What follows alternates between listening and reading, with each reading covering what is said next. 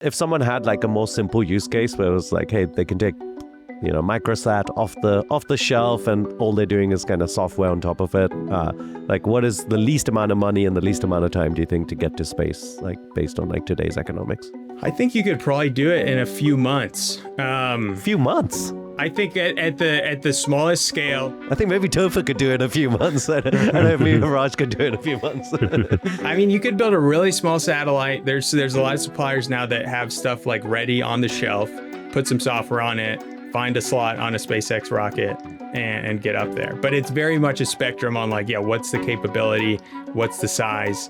What are you actually trying to do? But how much would it cost? In the minimum, maybe $1 million. Wow, $1 million in a few months, and week 2 could have something in space. That's kind of cool. Yeah. Hi everyone, welcome to the Founders in Arms podcast with me, Imad Akun, co-founder and CEO of Mercury. And I'm Raj Suri, co-founder of Limon Tribe. And today we have with us Topher Haddad. Welcome, Topher. Thank you. Co-founder and CEO of Albedo. Is that how you pronounce it? Albedo? Albedo. Tell us some more about Albedo. We build satellites that fly very low in this new orbit called VLEO. It's about twice as close to the Earth as today's low satellites fly. And that enables us to capture imagery at a resolution that previously you could only get from planes or drones commercially or from classified national systems. How high is it? It's about, we'll fly at 275 kilometers. The regime of VLEO is probably in kind of the 200 to 400 kilometer range. And for context, what do the Starlink satellites fly at? Most of them, I think, are around 450 kilometers. They are starting to fly lower, and they're definitely in the scheme of a lot of the LEO satellites. They're on the lower end of that. But yeah, 450 is about, I think, where most of them fly. One quick question. What are the different layers of the cake? So you say LEO is the lower Earth orbit. VLEO is where you guys fly. And then is that below that, is that just planes? Yeah, way below that would be planes. Yeah, VLEO is still space. It's kind of getting into the kind of stratospheric regime if you go really low in VLEO. And then there's above that, there's MEO, medium Earth orbit. That's where the GPS satellites fly way higher than LEO. And then the farthest orbit that we put satellites in is called GEO. That's where a lot of communication satellites fly because that's the orbit where you can hover over one spot on Earth indefinitely. It's about 70 times further away than LEO. Oh, cool. Good to know. Yeah. I was just saying, I'm an investor in Albedo. Congrats on all the progress, Topher. One of the interesting elements is you're getting actual atmospheric drag where you're flying these satellites, right? So how are you dealing with hitting, I guess, mostly hydrogen elements up there? I don't know what you had up there, but yeah. Yeah, so the drag is a big reason why satellites haven't really flown in VLEO before. There's been a few research missions. Actually, the early reconnaissance satellites, Corona and Gambit and others that have been declassified, flew in VLEO, partially just because the rockets at that time in the 60s couldn't take them much farther. But the drag is a big piece of it being a different environment and why we design a very specific type of satellite for it. There's also atomic oxygen, which is very prevalent there, different than LEO, that makes traditional satellite materials degrade much more quickly. So that's a unique part of it. And then also the speeds of VLEO are really key in driving our architecture to be able to point very precisely and do a few different things in kind of the precision pointing regime. From a drag perspective, our satellites are pretty big compared to a lot of the new startups out there today that are building smaller satellites, and being heavy in VLEO, as long as you have a slick cross-sectional area, so like a small surface area relatively that's going into the wind as it's orbiting, that helps a lot with the drag and staying up. And then we also have an aerodynamically efficient kind of like footprint. Exactly. Oh, cool. Exactly. Yeah, because normally satellites look like bricks, right? Like you don't have to care about aerodynamics at all. And they normally deploy out solar rays. And so you see these big kind of appendages hanging off. We keep our solar rays body mounted, so it is actually more like a brick. It's got some specific geometry that we've designed that we we call the BETO-GON. It's kind of like a hexagon type of thing that helps the coefficient of drag. But there's these second order effects that come with that too, because satellites deploy out their solar rays because you can generate a lot more power that way. We end up very power constrained, even though the whole thing is covered in solar rays, and we use kind of the top shelf highest efficiency cells. But yeah, a lot of that plus the propulsion we have on board and the dynamic software we have to detect when the density of the atmosphere swells from these solar storms that will occur. There's a lot of that's kind of how we compensate for the drag. What do you do if the density swells? We turn on the thrusters for a lot longer. So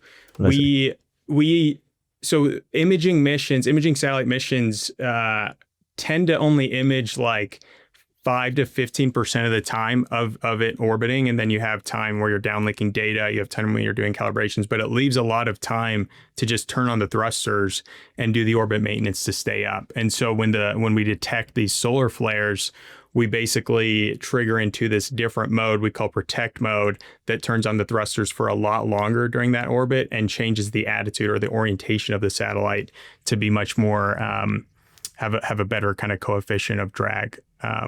So if you've got thrusters on there, presumably you just run out of fuel eventually, right? Like what's the lifetime of these things? On average, they'll be about 5 years. It's very dependent on this 11-year cycle that the sun goes through. So 2025 is actually the peak. It's the worst time to be in VLEO. It's when the atmosphere is the most dense. If we launch satellites in 2024, they would last about 3 years, but then at the minimum, it doubles to 6 years. So satellites launched in like 2028, 2029 will be a 6-year life. And so as we average that over the deployment of our planned satellites, that's where the average 5 years comes from. No, that's cool. I had no idea that this kind of solar activity like makes the atmosphere change. It's crazy. Yeah, it's kind of crazy. Yeah. People, and it similar things happen in LEO, but it's much less prevalent because there's just not much atmosphere to begin with. But yeah, it changes pretty drastically over that kind of 5.5 years from max to min. Yeah, I had a just general question about like, your use case. So, you're offering, if I can understand correctly, you're offering better clarity for people who want to, or, and better resolution for people who want to understand what's going on in different environments. But you're offering, the alternative would be to use like planes or like, which would be more expensive, presumably. Is that right?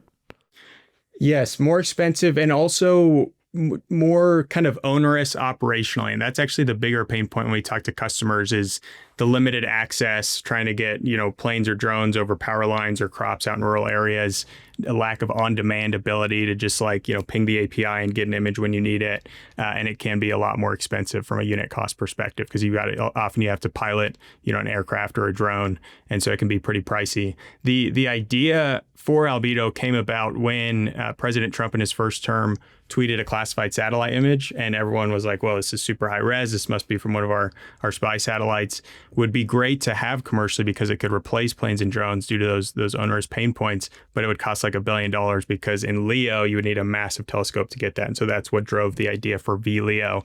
And so in addition to kind of being a solution instead of planes and drones for the commercial side, it's also a much more affordable way to capture this quality for national security purposes. And also there's some resiliency benefits that come with it. And so those are kind of the two categories of ultimately, the use cases is the national security piece.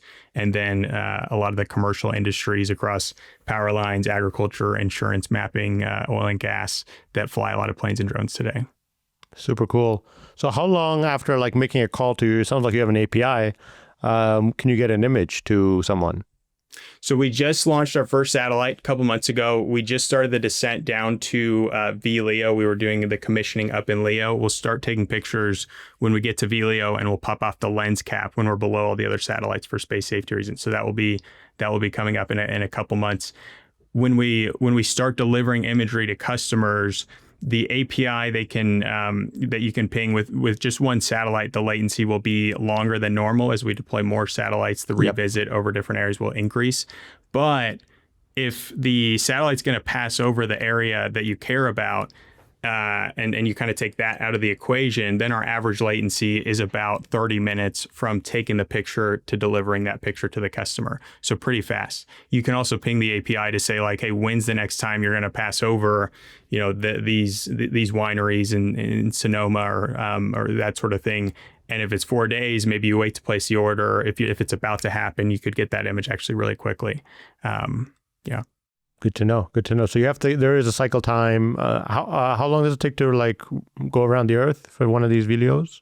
It's about a little under 90 minutes. So fairly similar to Leo in that kind of hour and a half kind of regime. So about 15 orbits a day. But as it's going around, the Earth is rotating beneath it. And so on average with one satellite, about once a week, the satellite will pass over everywhere on the Earth at least once. Right. And is it like each satellite will have a different latitude, or is it like how does it like do you have like an array of satellites from north to south pole or something? The first few will put in this orbit, this polar orbit that a lot of imaging satellites fly in called sun synchronous orbit. You can kind of stagger it so that the sunlight is the same with every pass, and so you get consistent kind of sun conditions in the imagery. Once we get a few in that kind of orbit, we'll start deploying into an inclination that's actually more similar to Starlink, which is more optimized for population density, where most people care about imaging. And so that gives us more coverage in those regions, but then we still have the poles kind of covered for any requests that we get up there with the first few satellites that we'll have up there. That's fascinating stuff. When is a moment that you kind of quit your job? Was your previous job Lockheed Martin, or did you have something in between? Yeah. So when's the moment you quit your job to, like, I guess the satellite launched in March 2025? I'm just trying to understand, like, how long does it take to get a satellite in space? Yeah, it was November 2020. And so we started out in Y Combinator. Did you think it would take less time, or did you think like, hey, I'm here for 5 years before I can get like my first customers live? In the very early days, we thought it would take less time. Yeah, if you look back at like the whatever press or what blogs we had in 2021 era, it was probably a little more aggressive in terms of like, we're going to launch this many satellites on this time frame and that sort of thing. But pretty quickly, once we firmed up the design, the architecture, the supply chain, and how we were going to do it all, and then ultimately the kind of core VLEO in-house technology we built, which is the spacecraft bus. Once we started building that, we had the timelines actually projected out very accurately, which is rare in the space industry. But yeah, spring 2025 was the target to have it launch ready. Then fortunately, SpaceX was able to slot us in on a rocket in that exact time frame when we wanted. And so that all worked out. And how much did you raise before March 2025, like before getting the first rocket? Yeah, in total about 100 million. 100 million. I guess the tricky thing with what you are doing is it's not just getting something in space. You're also like inventing the hardware that's going to work in this orbit. And like you also have, like, it's quite a tricky hardware like challenge, right? Totally. And software. And yeah. And so a lot of that time period was developing those new VLEO technologies that hadn't been invented yet. And a lot of it's hardware, a lot of it's software. If someone had like a more simple use case where it was like, hey, they can take, microsat off the shelf and all they're doing is kind of software on top of it. Like, what is the least amount of money and the least amount of time do you think to get to space, like based on like today's economics? I think you could probably do it in a few months. Few months? I think at the I think maybe smallest Topher scale, could do it in a few months. I don't know if maybe Raj could do it in a few months. I mean, you could build a really small satellite. There's a lot of suppliers now that have stuff like ready on the shelf, put some software on it, find a slot on a SpaceX rocket and get up there. But it's very much a spectrum on like, yeah, what's the capability? What's the size? What are you actually trying to do? But how much would it cost? In the minimum, maybe $1 million. Wow. $1 million in a few months, and week 2 could have something in space. That's kind of cool. Yeah. I don't know what I would put in space, but I think one of the interesting things about Albedo is, there's only really two markets that actually make sense today in space, right? It's imagery and communication. And then everything else is like extremely like, you're hoping the market gets created and things like that. So like when you look at all these other kind of startups, there's actually a really fun one that Sequoia funded that's like got these mirrors in space and it's going to shine light even when it's dark. Yeah. But yeah, there's a lot of these kind of much more like, pharmaceutical labs. We interviewed Adelian, right? Yeah. Yeah. There's the manufacturing in space kind of use case. But how do you think of the rest of the space market? Like, what do you think is like really exciting opportunities? What do you think is like probably not going to work?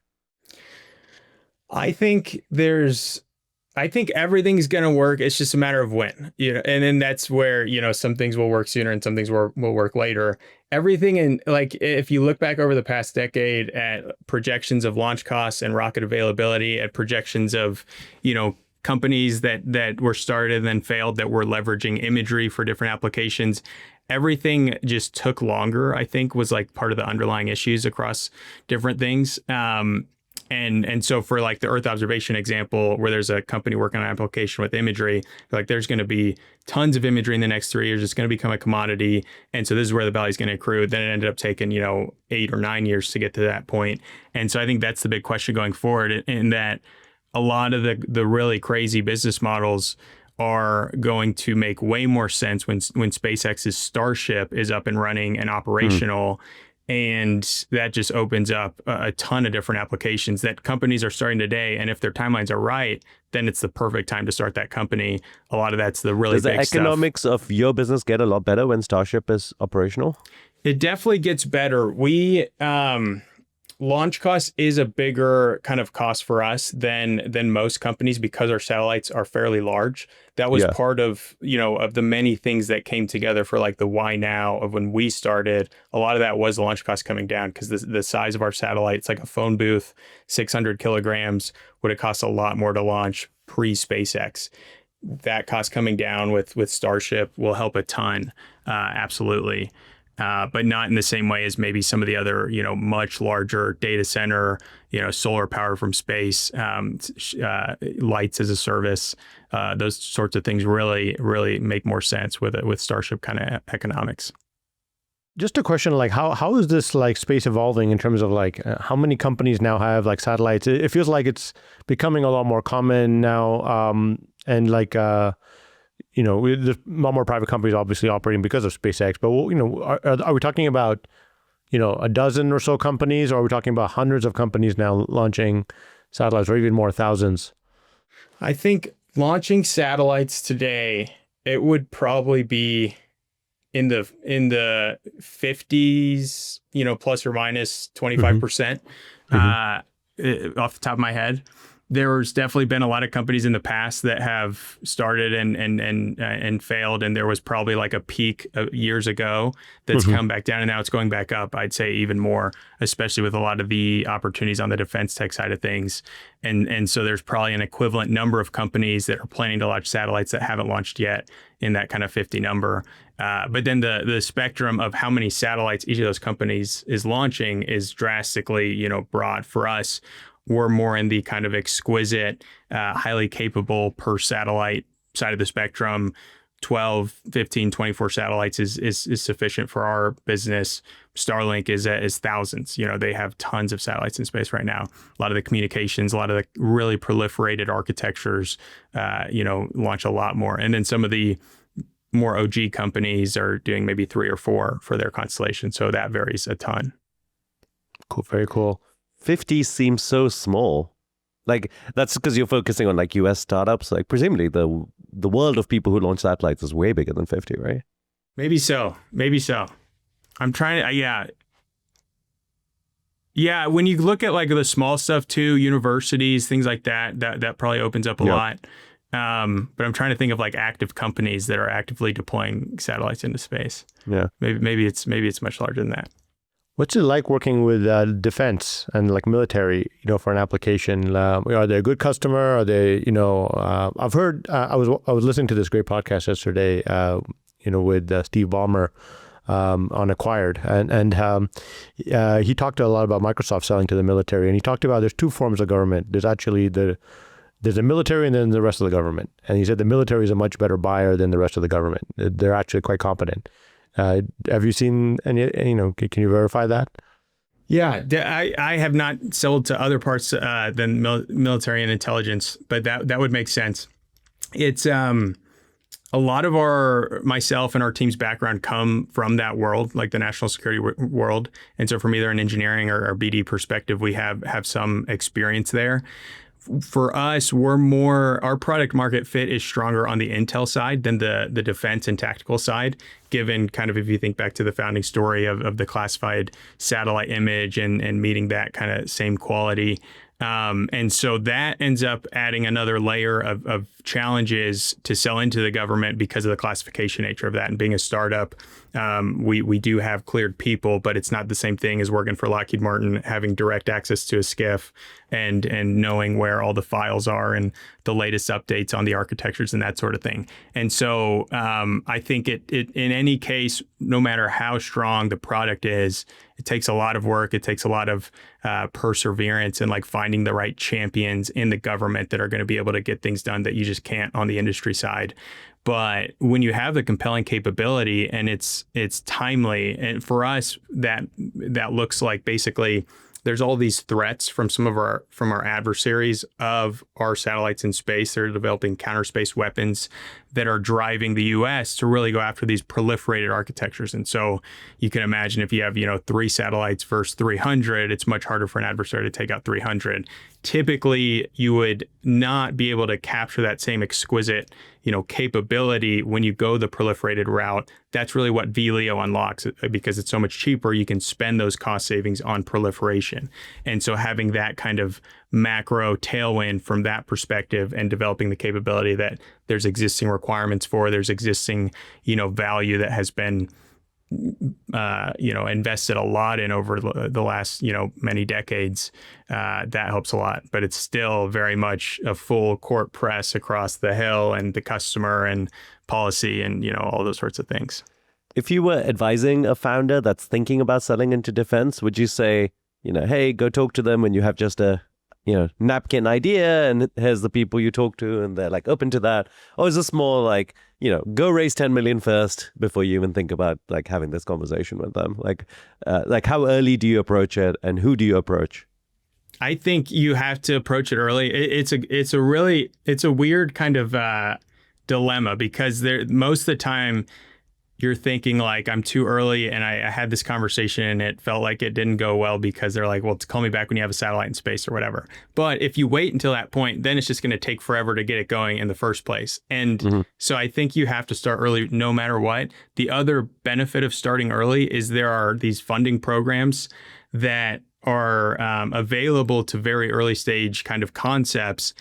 And to get meaningful amounts of dollars for some of the bigger programs like StratFi or AppFit or these other programs that have been created for advanced technology, there's certain timeline requirements from doing like an early phase 1 type of contract or an early phase 2 type of contract. And so if you can start that clock quickly, then that basically gives you a lot more optionality for different programs.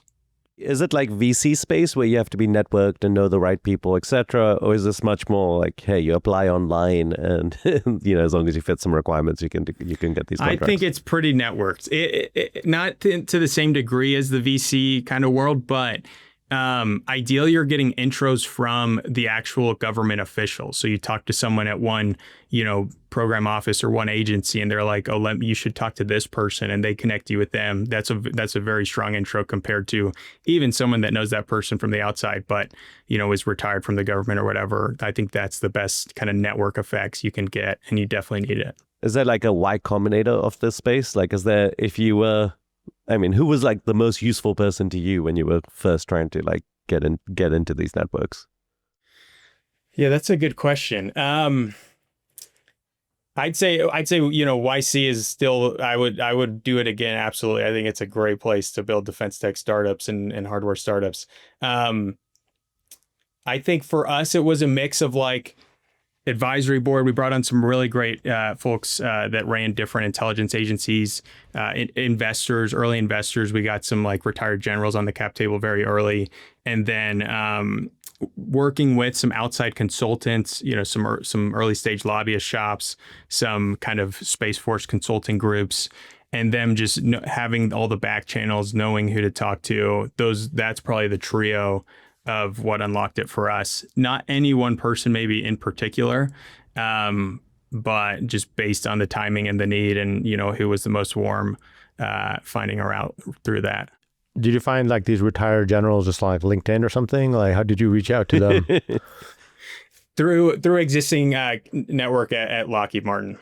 Okay, Lockheed Martin. Yeah, so that gave you a bit of a network to start with. Yeah, right? Exactly.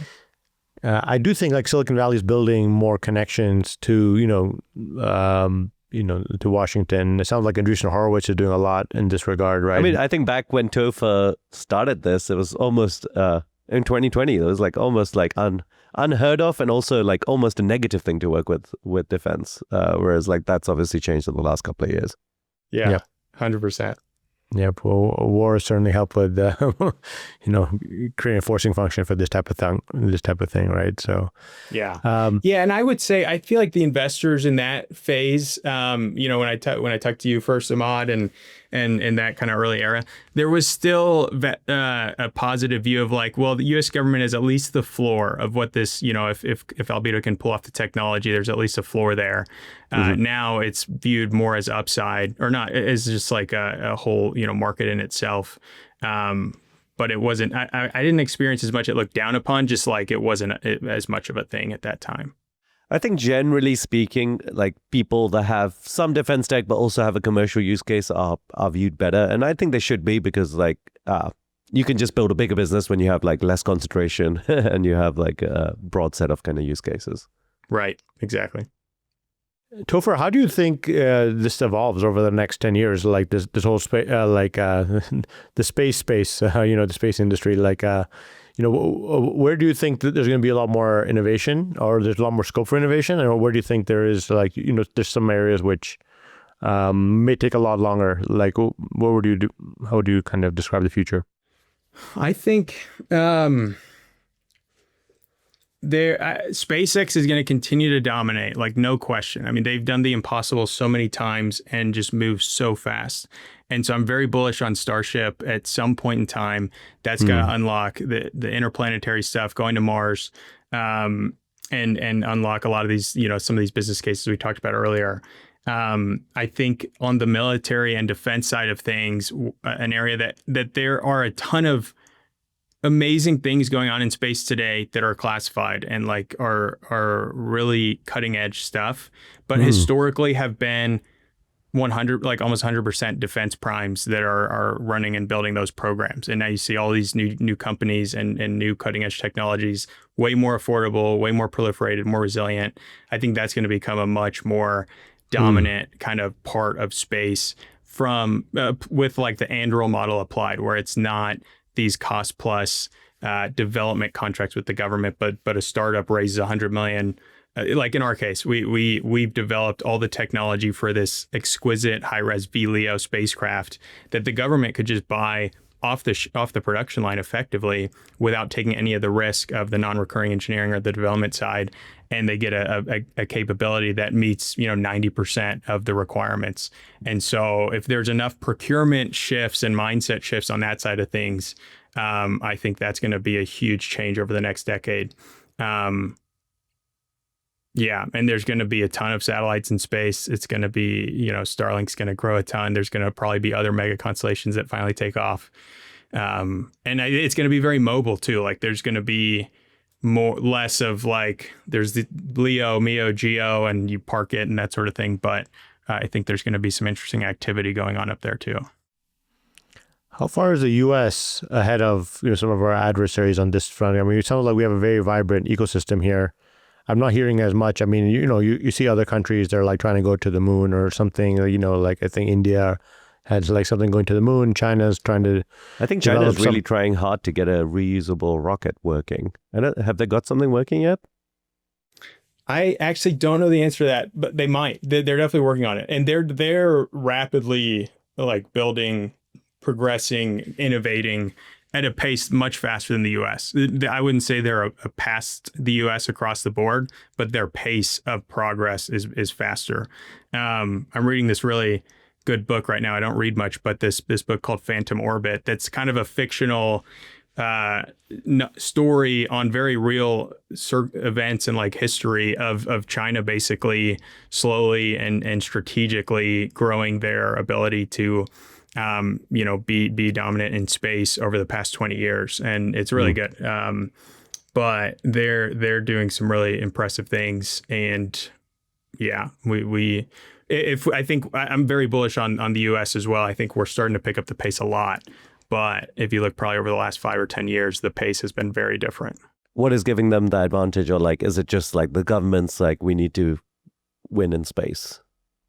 I think that's a big part of it. I think everybody is like, every company, big company or small company is very, they're just charging it. Like they're maybe start as the underdog and have no entitlement or, kind of cush kind of setup like a lot of today's, companies that work in space do, just given how things have shaped up over the last century with the defense primes and kind of how the contracts and the incentives work.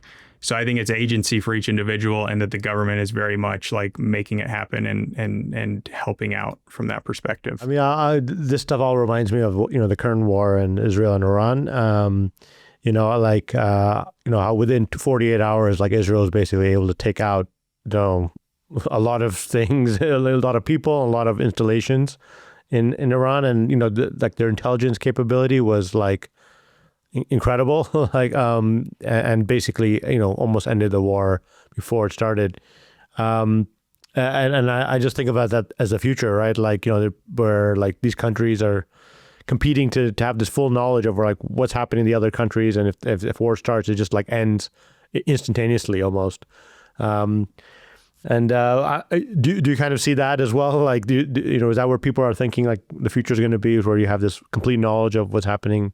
Yeah, I can imagine that. There's also a similarity between kind of the Ukraine doing the attack on the bombers in deep Siberia and in this kind of Israel attack, because apparently Israel infiltrated a ton of like drones to the locations so that they could like simultaneously do this. Obviously, they also had air superiority. But yeah, Stouffer, what were you going to say?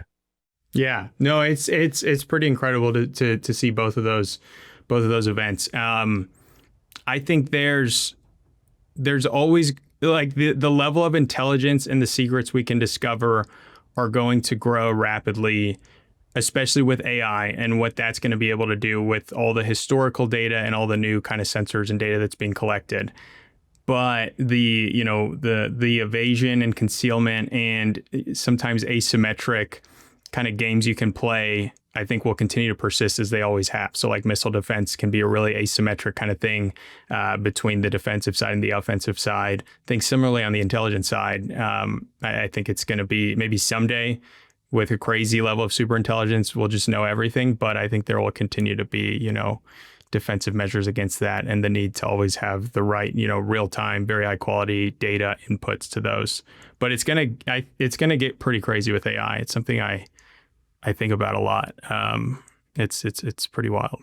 As an American company, are you allowed to sell to foreign governments, or are you only allowed to sell to U.S. government? We're allowed to sell to foreign governments. There's a denied parties list that we cannot sell to and would not want to, but generally, for the imagery itself, we have a license to sell this resolution commercially and internationally. And so working with allies, we absolutely do. And then there is ITAR controlled, so export controlled parts of the actual satellite technology. And so there's limitations there, but the imagery itself is approved and licensed for that. Yeah, makes sense. What gets you guys most excited about space? Like what's of interest to y'all as y'all have kind of seen things take place over the last 5 years? I've done 8 or 9 kind of space companies. I think firstly, it's just kind of a fun space. I think the interesting parts to me are around the time, I guess before you guys, around 2016, it stopped being a science project and it became an engineering challenge. And I think that's what made it interesting. Like it was no longer like, is this going to be like a research thing where they may get something live in space or may not, and it's and they have to like solve some science thing, and it became into like, okay, there's this like for you it was very clear, hey, the market size is I think 40 billion or something at the time, and you have a 10x better product. Yeah, obviously, I don't think either of us thought 100 million in 5 years. I think your pitch was probably like 20 or 30 million in 3 years or something. But either way, there was like a path to getting revenue in a big market that just seemed like much more reasonable. And actually, it's not that competitive, right? Like as you describe it, it's like if it's an interesting kind of, and this doesn't exist for a long time, but it's like it's mostly an engineering challenge. The market is pretty big, and it's obviously 10x better, and that's not that competitive. So it's like almost a no-brainer, right? I've done some other stuff in space, and I won't name it, which is like a lot more like the market doesn't exist, and we're all hoping that maybe SpaceX makes it cheap enough with Starship, or like they develop a market. So those things are a little more harder to do, but I think there's a bunch of like these kind of no-brainer things. And to some extent, maybe a lot of the no-brainer things have been tried, but it's surprising. Like I'm an investor in Stoke Space, and they're doing reusable rockets, and they entered that space very late, right? Like after SpaceX was like pretty dominant, and they seem to be doing like really well. And there's again not that many competitors in the US for reusable rockets. So, and I think if you talk to any satellite company, we would welcome any new player in that space, because the more the merrier, the more options we have, the more leverage we have. And Stoke is absolutely crushing it. Yeah, we're super excited to launch with them someday. I think one thing that I was surprised by, and I'd love your take on this, Topher, is when 2022 happened and the markets crashed, and the 2021 kind of bubble was over, I thought space tech startups will really suffer. And I had like a bunch of investments out there. I was like, all these people need to raise another $50 million or something before they're in market. I think you probably still needed to raise a bunch of the money that you raised. So why did, and actually I was surprised, actually, like most of the companies that suffered in my portfolio were not the hard tech companies. Actually, the hard tech companies seem to, like, even through 2023, and they raised money, whereas the software companies often struggled. So what was it about that time period where there was still enough money available that people like you were able to raise money pre-revenue, basically, even though the bubble had basically like disappeared? Yeah, I think so. In our case specifically, we lucked out in terms of like the timing of not raising at a super inflated valuation when it was the ZIRP heyday. And so we weren't too constrained on the progress and the future needs from there. I think maybe that happened with some other space companies too. I think there were some space companies that aren't around today, or like are in a much worse place today because of that. But I think the broader, and I'm just thinking off the top of my head, but I think probably why they were more shielded, or we were more shielded across the board, is because the software companies, or the more conventional VC companies from that era, you can pretty quickly see if it's working or it's not working. And so if you raise at a crazy valuation in 2021, and then you can quickly see that it's not working amazingly, that's a tough spot. For a satellite company, especially in kind of the earlier phases, it takes a while to understand, okay, maybe this team missed on execution here, but they were able to make it work there. Like their LOIs or contracts have slowed a bit. But I think the time that it takes to understand if the business is working or not just takes longer. And so maybe inherently we were all more shielded from that perspective. But yeah, I agree. It's a good observation. I feel like there wasn't that much damage from the fallout in 2022. And maybe we all just had enough knobs to turn to extend runway and slow down some production or slow down some procurements in a way that you can't as much on the SaaS side if you hire a massive sales team and try to grow really fast. Normally I would say, if someone comes to me and says, hey, we need to raise 100 million before we have something in space and we're going to make revenue, like that seems like a really hard thing to achieve. What were you showing the investors along the way that gave them confidence to say, oh, actually, yes, this is worth another 30 million too, because they've unlocked these milestones? Yeah. So for the Series A, which we raised in mid 2022, a lot of it was sales. So we signed some big binding contracts, years ahead of having a product to depict, hey, this is something, there's a lot of market. Why were people willing to sign a binding contract for something that was years away? Because with just one satellite up, we have it. So our business model is based on tasking, is what the industry term would be, where a customer is saying, "Hey, image these specific power lines monthly, or these specific crops weekly, or like point and shoot right here." And with one satellite, we have a finite supply of that tasking imagery. Oh, interesting. And so the incentive, because even if you have an amazing product, you need some incentive for someone to buy before you have it. And so the incentive for these customers was, if you want guaranteed allocation of that capacity, you need to join this program and sign this contract. And so now we've actually sold out of various regions from that. But that was the incentive. And so that was the unlock for the how much in yearly revenue of binding contracts did you have when you got that Series A term sheet signed? I think it was in the double digits. Okay. That's obviously like a really powerful, basically you were able to go to these investors and say hey, we're going to be, a $200, $300 million company minimum as soon as the satellite is live. So you might as well invest in us now. Yeah. And we raised a Series A1 after the A. We pretty quickly after we raised the big Series A, decided that we had kind of made the wrong decision with things that we had outsourced to suppliers. And we worked with the board. We're like, we think we need to bring this in-house, vertically integrate this. It was both kind of on the supplier's end and on our end of just not fully appreciating how much VLEO specific things drive the architecture. And so that was what prompted the next raise. But by that point, we had made so much progress on this kind of in-house pivot and this vertical integration that we were doing. And we were so close to the finish line, or close enough, that was kind of the big milestone that unlocked that round. But that was part of the zigzagging that I was maybe kind of alluding to, of you think it's going to take a certain amount of time and a certain amount of dollars right when you start out, and things happen. But that was very much an execution, like a technical execution that unlocked that round. Super cool, man. Nice job of focusing on sales. I think a lot of deep tech companies, hard tech companies don't do enough of that. And I think it's really important. I think the next level of that, which I always recommend to founders, is try to get as much upfront deposits from contracts as possible, and try to get financing from the customers, because then basically, your investors give you multiple. It's hard to do that when you're 3 years out, Raj. It can be done. It can be done. There's we did it. Some of that? Yeah, absolutely. And who inspired me to do that is Andy Laps at Stoke Space, because we signed a contract with him. I was trying to negotiate away this non-refundable deposit. He was like, dude, come on, you have some skin in the game here. And so then when we really kicked off the pre-sales a little over a year ago, that was kind of the, it's hey, we're not going to lock you into something if the satellite, worst case scenario doesn't work, but we do need you to have some skin in the game. And so every customer paid a I like deposit. this. Andy's like, some skin in the game, man. Don't be a cheapskate here. Exactly. It's absolutely the right way to go. It's absolutely, especially when you're selling hardware or you're selling some complicated technology.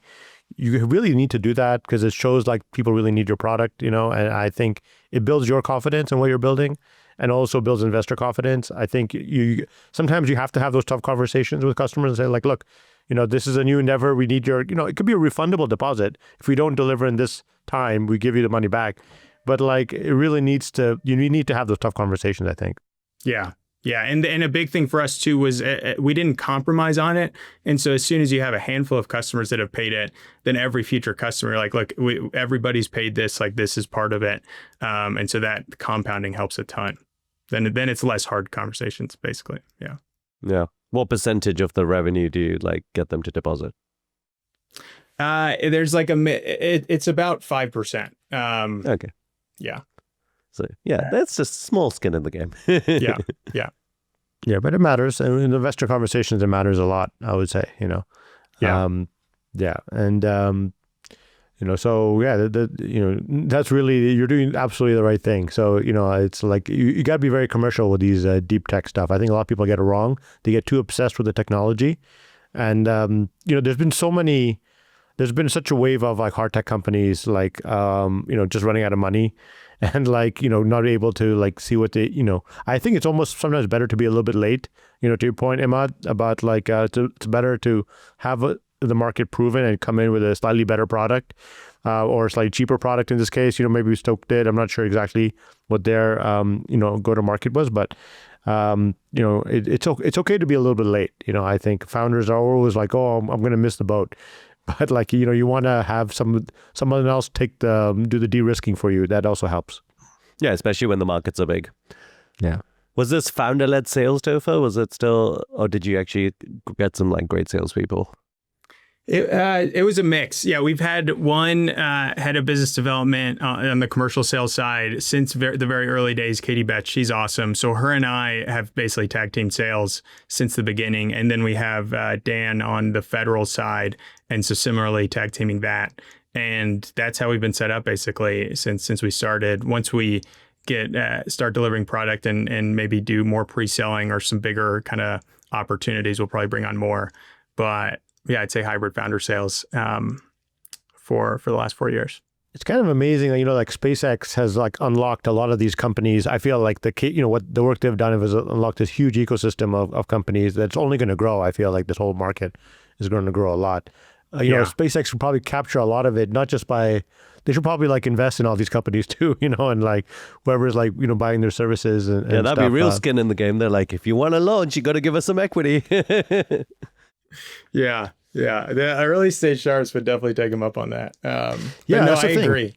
Yeah.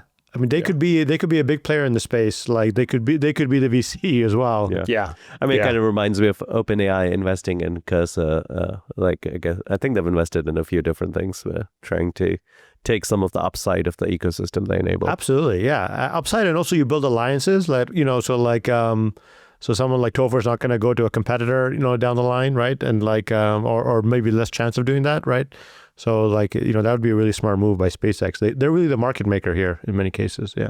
Totally. And that is one interesting thing. I've expected more alliances to form because there's so many of these different pockets of different synergies and competitiveness, but you haven't really seen that yet of like actual exclusive or like proper alliances versus just like we're going to partner over here and we're going to partner over there. So maybe we'll see that in the next few years. I mean, SpaceX is also like such an obviously dominant monopolistic player. Like, I don't know. It might actually be kind of a risky thing for them to have any sort of. It's not. It won't be that risky. Elon's connected with the government. They're not. He is now, but he wasn't a year ago. So, and I think there's honestly very little value to them in that. But I think everybody else that I would expect more. But yeah, their style, Elon's style. I mean, even like the OpenAI example, like there's a distinction with SpaceX where they just vertically integrate everything. They've done an incredible job, like going from blank page and first principles to where they are now. And so a lot of the strategic investments or acquisitions just don't really make sense for that model, which I think is why they haven't really leaned into that at all.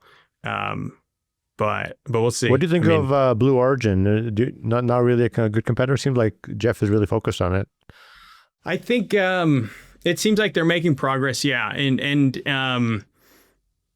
they've been much slower comparatively, but for some of the really big missions, going to Mars, going to the moon, deploying massive amounts of Kuiper for them, like it seems like they're starting to get there.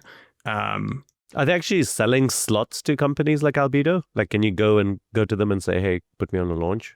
I actually don't really know. I think at some point they will. Yeah. I think and that's we kind of get a sense of like, okay, they're very focused on that. We're not going to spend time there, but like Stoke, Rocket Lab, Firefly, these other companies that are better suited for us, because we eventually want to get routed straight to VLEO, and that's where some of these smaller launchers are great. We're too big. Our satellite's too big for Rocket Lab's current rocket, but they're working on a bigger one. And then there's a few other of these that are good fits for us in addition to SpaceX. So that's where we pay more attention. But yeah, it feels like everybody's pretty close, which is exciting for us. Should we try these rapid fire questions, Raj? Yeah, go ahead. Okay. Well, this is Topher. You're the first one we're doing some rapid fires with, so let's see how it goes. Let's do it. All right. Yeah. What was the most kind of rock bottom you hit with Albedo, and what was it? I think it was the scenario I referenced where we parted ways with a supplier and decided to build things ourselves. It wasn't rock bottom, but it was like a very, existential decision to make, because making those trades, the make buy trades or whatever, like the paper always lies. Doing the paper trades never really works out when you actually do it. And so it was a lot of gut feel. But then again, it was like after we raised a lot of money. And so it was a very board involved decision. So that, not rock bottom, but very much like a pivotal existential moment, I'd say. Was it kind of you saying we need to do this, and like some investors saying like, hey, why are we taking this risk? Was that kind my of co-founder AJ? So I have two great co-founders. AJ, who runs engineering, he was the one that flagged it. It was like the first vacation I took in a while. I was over Thanksgiving, and It's I got always a over text a couple vacation. days, and he's like, "Dude, we gotta take this seriously." And as we unpacked it, like his intuition was totally right. And it was the best decision we've ever made in hindsight. Like from then on, we hit everything on time, on budget. We ended up with this amazing spacecraft and a lot of really, VLEO unique IP and more optionality to do a lot of different things with that platform, that if we had stayed the course, like who knows where we'd be today. What hobby helps you reset, during stressful times? I every morning I go to the skate park and skate for 20 minutes. Oh, cool. Really? Skateboarding? And, yeah. Nice. And I'm not super good. I didn't learn till my 20s, but I love it. And it does feel like the one place that I'm just like, can turn on some music, skate for 20, 30 minutes. I'm like one of two people at this really great skate park in downtown Denver. We're fully padded up because, it doesn't get hectic at 6 a.m. or whatever. But that's very much like my decompression and hobby that I go to, especially when things are stressful. I always find for those kind of things, especially when you're stressed and busy, like you don't make time for them. But it sounds like you just have this as a routine, like you do it no matter what's going on. Yeah, definitely routine. Yeah. What's one mission at Lockheed you still think about that like you're like, oh, I guess maybe something went wrong or something went really well? So there's actually only one mission I can talk about. I mostly worked on classified stuff there. The one thing that I worked on classified that was just like a small project that I helped with was this program called LUVOIR. And I'm not sure if it's even still talked about. It might be, but every 10 years, NASA does these decadal surveys, these really expensive, exquisite observatories. Hubble was one, James Webb was one. LUVOIR was one of the concepts for the future one, where it was like James Webb with a segmented mirror, so a bunch of small mirrors put together, but much larger, and going after ultraviolet light, which is a much shorter wavelength than what James Webb is doing in the infrared spectrum, where those segmented optics and the control systems you need for that are much easier. I mean, they're still super hard, but like ultraviolet, it would be crazy. And so I did some of the like optics control system overlap work there, and that was super cool.